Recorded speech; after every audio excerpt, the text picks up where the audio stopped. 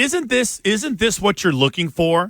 Like bad teams don't learn from their mistakes.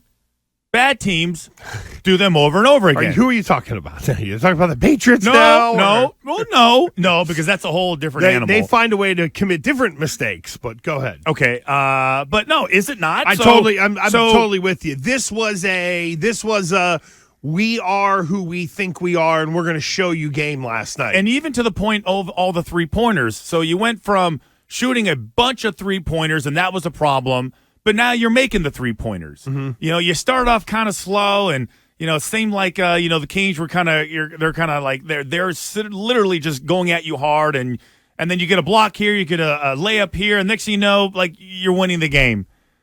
Like to me, this is what you're looking for. Out of all the teams, the Celtics probably worry me the least, and the Bruins are not far behind though. The Bruins are not far behind. And this is what's interesting. It's like the Bruins and the Celtics are right there together with their mindset, and then the Red Sox and the Patriots are now. It's like a little buddy system. Hey, we don't want to suck all by ourselves. So hey, Red Sox, why don't you circle the drain with us? Hey, Bruins, you guys got it together. You know what's important. Celtics, hey, we share the same area. Let's do this together.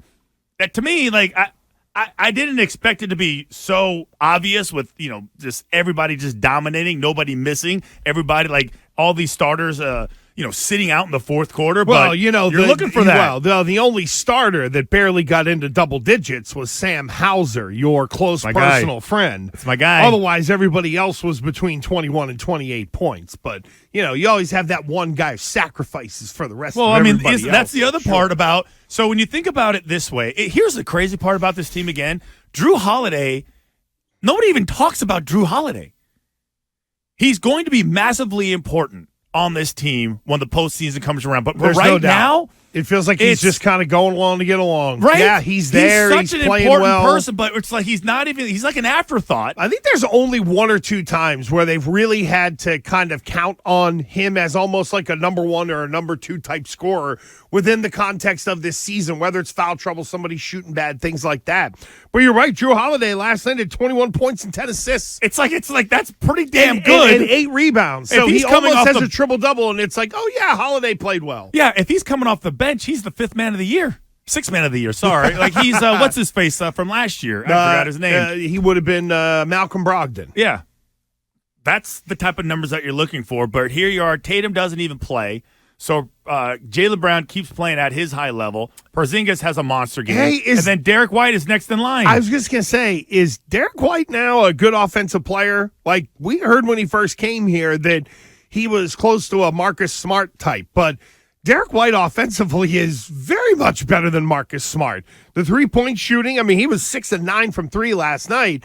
But even after the game, and let's get to Joe Mazzulla, because after the game, Mazzulla talked about Derrik White in a way that I admit I did not think we'd be talking about Derrik White, even though Brad Stevens stole the guy from San Antonio. All right, first we got to talk about Derrik because he's shooting like an all-star right now. It's like he's an all-star. Is Derrik White an all-star? I think so. No? Okay. Never even thought of it that way, but he's obviously an elite defender. Just look how many blocks this dude gets. This is like Billy. When Billy takes that is his bet. It's amazing. Should pay off every single time. The odds of him being an all-star probably slim. Slim, very, very, very slim. However, has he played well enough to be in consideration? To me, that's the real story. Because, to your point, if you brought up Derrik White an all-star, it's more of the, maybe, whatever. This year, he has played well enough to be able to make that team. And that's sort of the good and the bad of playing on, I don't even know if we call the Celtics a super team, but when you play on a team that is so heavy on the top 6, top 7, that guys like Derrik White, it's like, well, you're a nice key cog on that team, but to the context of being an all-star and in the all-star game, it's just not going to happen for you. Even Drew Holiday, we just got to talking about him. That's an all-star caliber player. Does he make the all-star team this year? He's playing on a super team where that Tatum and Brown are going to go. If not Tatum, Brown, and Porzingis, it's not going to end up being all the Celtics in the starting lineup or even off the bench. Yeah, and I go back to my earlier question. I think it was last week or the week before. Now, let me ask you. I think when I asked you this last time, you said 2. Yeah. And I had to try to push you to make it 3. Yeah. How many guys on this roster, on this Celtics team, can single-handedly take over a game? You know there's 2. Okay, there's the Tatums. Last time I did, you said 2. I would say there's 3 because you could put Porzingis in there. But even then, I think he'd still be leaning on me to kind of talk me into it. There's still only 2. It's still really Tatum and Brown. You're insane. You got to stop with this. Like, it is absolutely, without a doubt, 3. That's where I'm starting. Like, I can't even have a conversation with you unless you allow it to be 3. Wait, why? I can't even do it. I'm not going to do it because you're ignoring the third. It's Porzingis is easily the third. Do you see what he did last night? But what about Drew Holiday? And he can rebound and get assists. That's where I think the top 3. Because taking over a game doesn't necessarily mean you're scoring 50 points per se. I think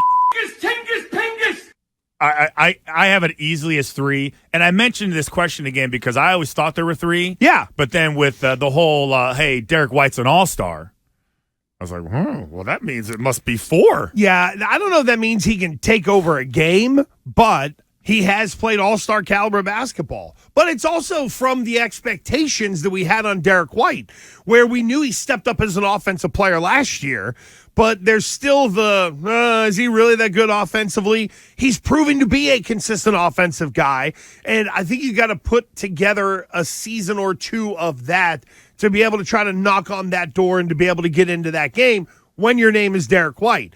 Yeah, I think if you took, and I haven't looked numbers for numbers, but the way it feels, there's a campaign for Derrik White to kind of get him in there, whereas if these numbers were connected to a name like Drew Holiday, there wouldn't be the campaign to try to get him there because Holiday's already been an all-star. But it's one of those things that, what a great problem to have. No, how many absolutely. people make it on the all-star team, or how many people can take over, or things like that. Yeah, Derrik White's 16.5 points per game, 4 rebounds, and 5 assists per game as well. Who's first off the bench for the Celtics?